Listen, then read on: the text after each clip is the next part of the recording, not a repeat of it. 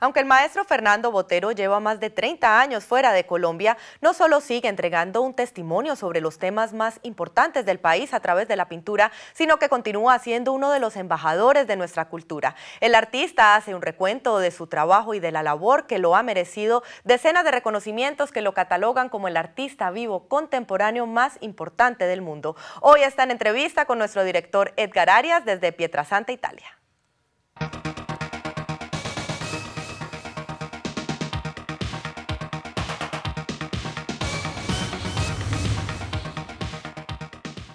Bueno, maestro Fernando Botero, muchas gracias por atender a Noticinco. No, con mucho gusto. Aquí en Italia y pues qué mejor este contacto con todos los colombianos y especialmente con el Valle del Cauca, maestro. ¿Cómo está? Muy bien, como siempre, trabajando y disfrutando aquí de Pietrasanta. Bueno, maestro, ¿por qué el mundo del arte? Sabíamos que en sus principios tuvo alguna intención de ser torero, de ser arquitecto, pero definitivamente se inclinó por el mundo del arte. ¿Por qué, maestro? Bueno, lo de torero es muy relativo, pues nunca realmente hice nada en serio para ser torero. Fui unos días a una escuela de tauromaquia, pero eso es todo. Bueno, arquitecto, pues en ese momento era tan exótica la profesión de pintor que pues cuando tenía como 15 o 16 años pensé en otra profesión, porque en Medellín era demasiado exótico el arte. Pero bueno, a los 17, 18 ya me di cuenta que eso era lo que me interesaba en la vida, y cuando terminé bachillerato pues ya me dediqué totalmente a la pintura y no he hecho otra cosa, nunca he hecho nada distinto de pintar y hacer esculturas. Maestro, ¿qué tanto incidió ese entorno de la adolescencia, de los primeros años en Medellín, los techos pintados, comenzaron los murales? ¿Qué tanto incide el entorno de los amigos en Medellín, que es lo que más se recuerda y que se mantiene casi que en el tiempo, maestro? Bueno, digamos, pues sí, la vida de Medellín de mi época pues me ha marcado en mi trabajo, porque ha sido como la temática de mis obras. Es decir, uno siempre tiene que tener raíces, tiene que tener una referencia a un punto que fue importante en la vida de uno, y obviamente Medellín, donde viví 19 años o 18 años, pues quedó muy presente en mi imaginación.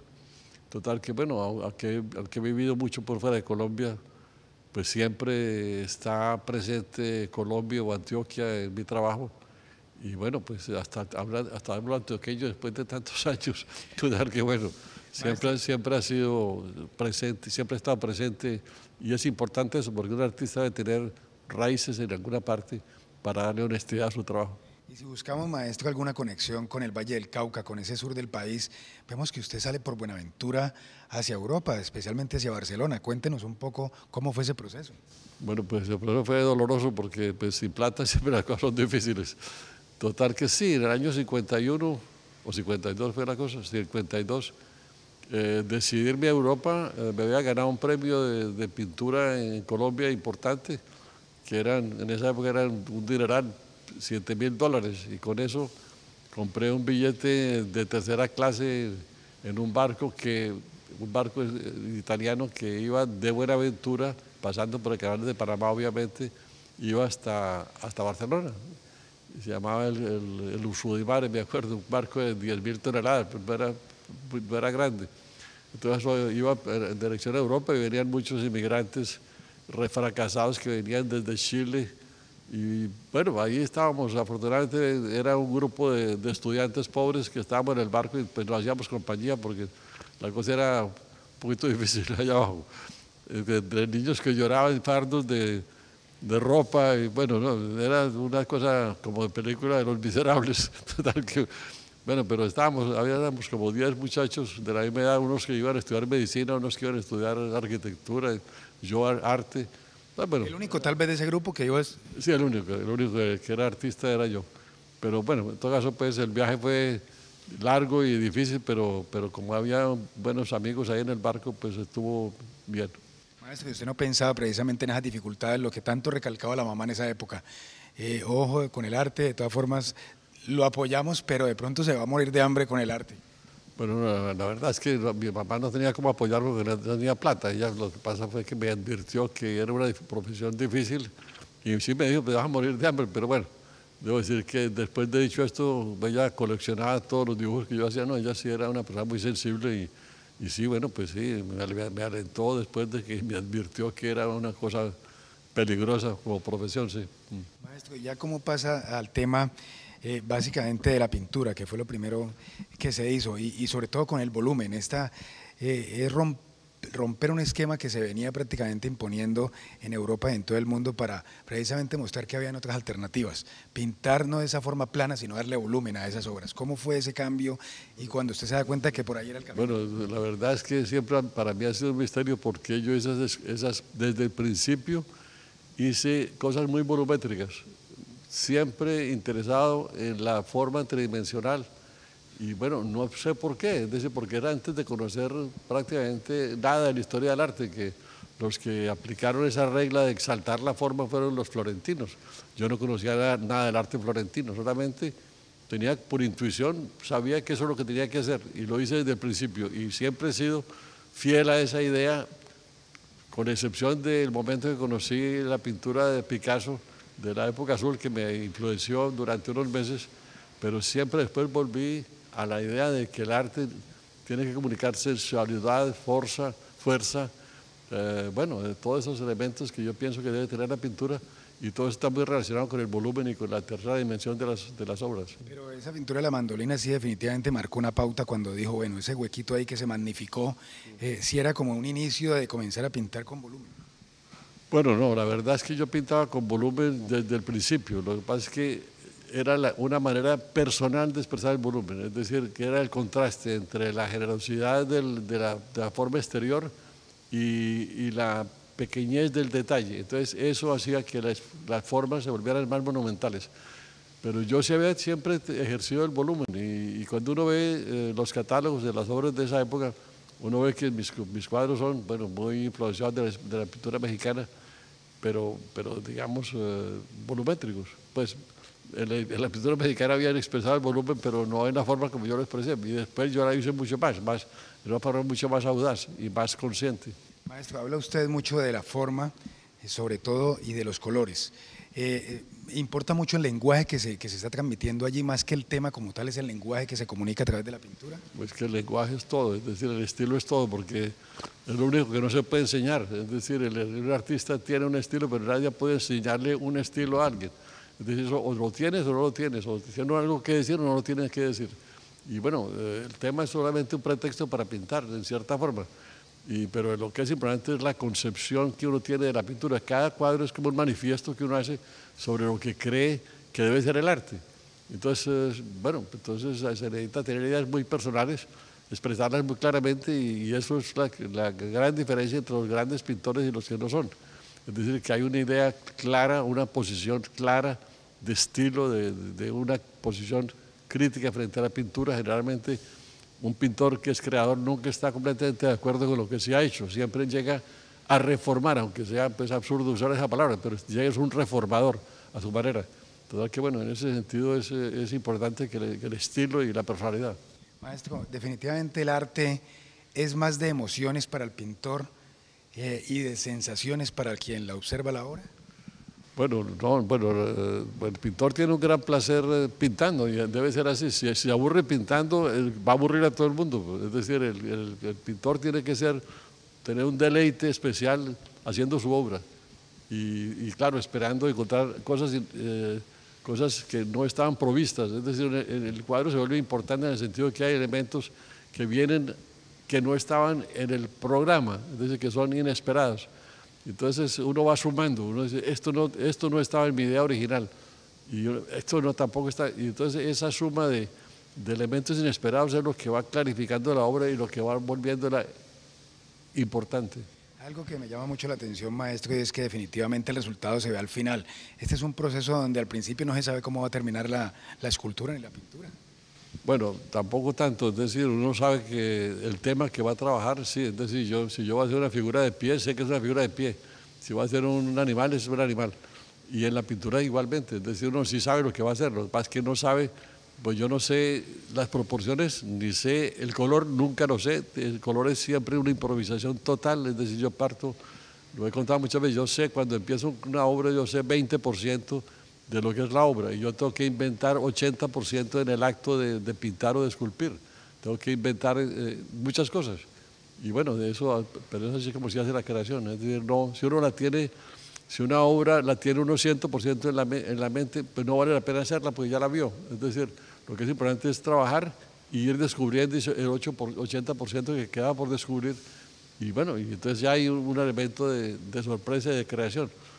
Pues sí, de verdad, hay artistas que piensan que hay que tener la obra totalmente de la imaginación para hacerla. Yo no sé, me parece aburridísimo eso. Yo creo que es mejor tener la sorpresa de ver qué va saliendo. Maestro, ¿cuándo se percata de que definitivamente es un embajador de Colombia? Porque comienza usted a ser invitado a los principales museos del mundo, hoy en día más de 60 museos desde Corea hasta Argentina, y ¿cuándo comienza realmente a sentir que, bueno, amo a mi tierra, soy de allá y me convertí en un embajador para cambiar la imagen casi que al país? Porque donde usted va, maestro, está Colombia. Bueno, muy amable, pues no, yo no diría tanto, pero bueno, digamos que pues uno pone su granito de arena, es decir, yo sí he hecho muchas exposiciones en todo el mundo. Y obviamente, pues yo tengo pasaporte colombiano, soy colombiano 100%, nunca he tratado de ser ni gringo, ni francés, ni italiano, ni nada. Entonces, yo soy colombiano y bueno, siempre he actuado como colombiano y donde voy, pues hago énfasis en el hecho que soy colombiano y en mi trabajo, pues todavía más se ve mi colombianidad.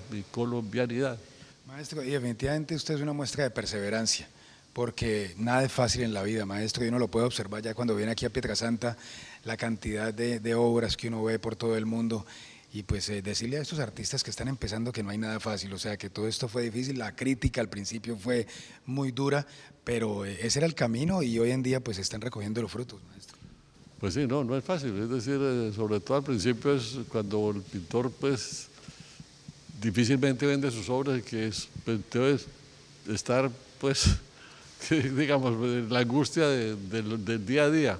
Y de pronto a un cierto momento pues empieza las cosas a facilitarse un poco y entonces ya no hay la angustia de cómo se paga la renta y la comida, sino que ya entonces uno se puede concentrar completamente en su obsesión que es la creación. Pero sí, al principio es muy difícil, hay que tener dos obsesiones, cómo subsistir y cómo hacer la obra. Y es complicado, sí. Si usted quiere saber por qué el maestro Fernando Botero aceptó traer una de sus obras para exponerla por primera vez en Cali, no se pierda la continuación de esta entrevista la próxima semana en Noti5. En la segunda parte de la entrevista que realizó en Italia nuestro director Edgar Arias al maestro colombiano Fernando Botero, el artista se refiere al Via Crucis, la Pasión de Cristo, obra que estará en la Biblioteca Departamental a partir del 8 de octubre.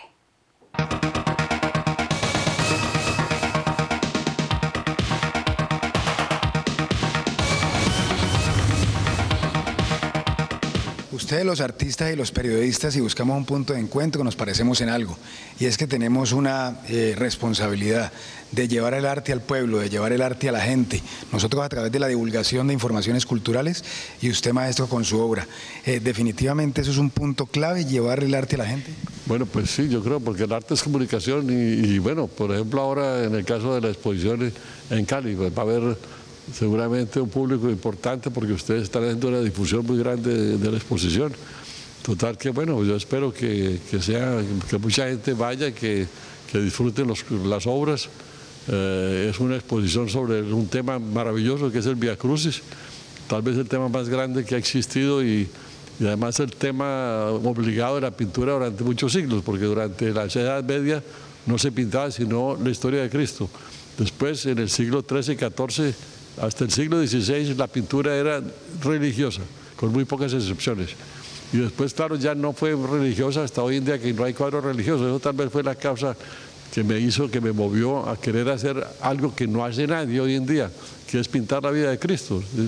Por ejemplo, un pintor como Picasso, que pintó toda la vida, lo único que no pintó fue la vida de Cristo. Pintó una pequeña crucifixión a témpera, pero nunca pintó un tema que fue la obsesión de siglos y siglos y que dejaron las grandes obras maestras de Giotto, de Masaccio, de Piero de la Francesca, de la pintura senese, de toda la Edad Media. Es decir, el arte era religioso hasta el momento que inventaron la pintura al óleo y se volvió la pintura interesada en el paisaje, en el retrato, etcétera, pero la pintura era básicamente religiosa. Maestro, la idea de tener la exposición en Cali es definitivamente un objetivo de también que los niños conozcan de cerca la obra del maestro Botero.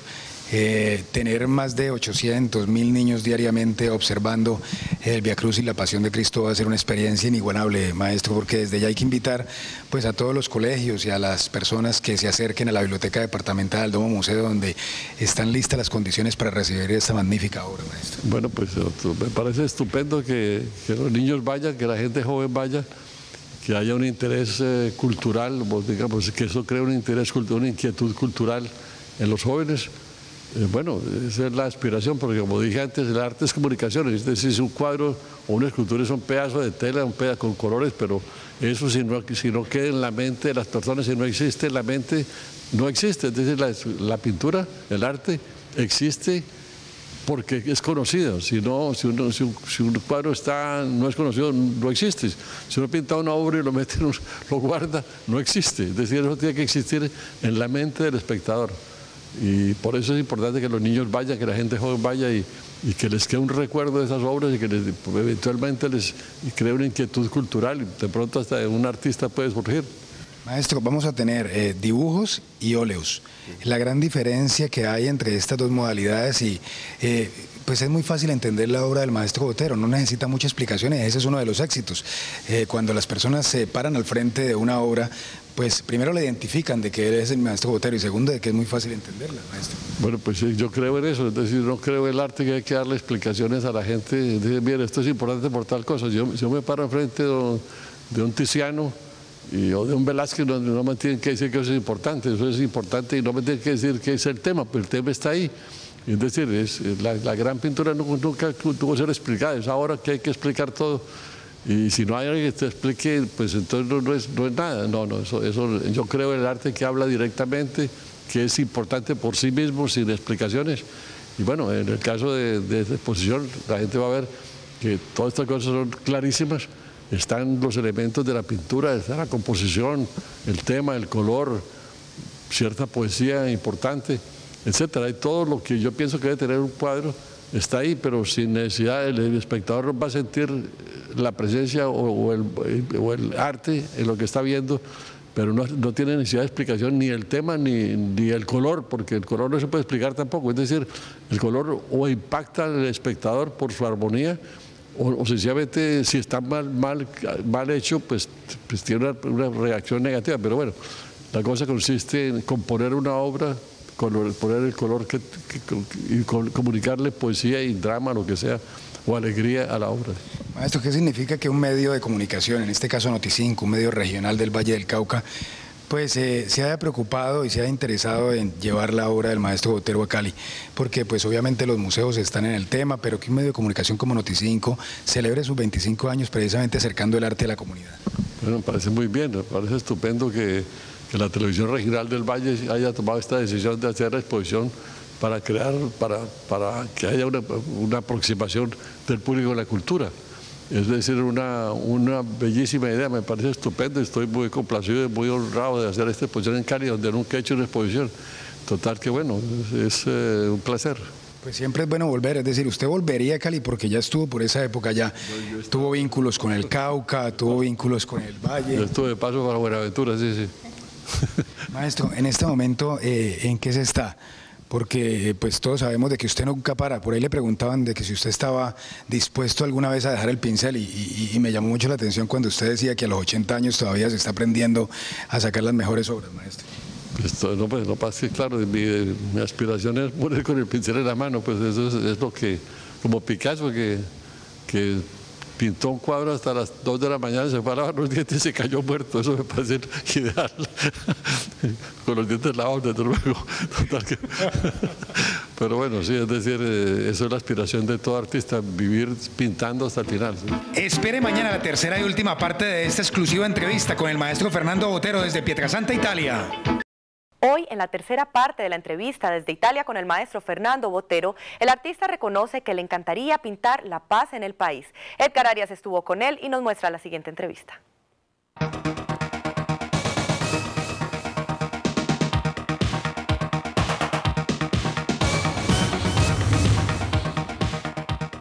Definitivamente usted ha pintado momentos muy cruciales en Colombia, como la violencia, en Medellín, en Colombia como tal. ¿Ha pensado y sería un sueño pintar la paz? Esculpir y obviamente pintar la paz. Es que lo he pintado toda la vida, es decir, los cuadros que he pintado pues de esa vida de todos los días, de la calle, etcétera, eso es sin violencia, es decir, es la paz. Es decir, he hecho mis cuadros de violencia, pero lo demás que he pintado es la paz.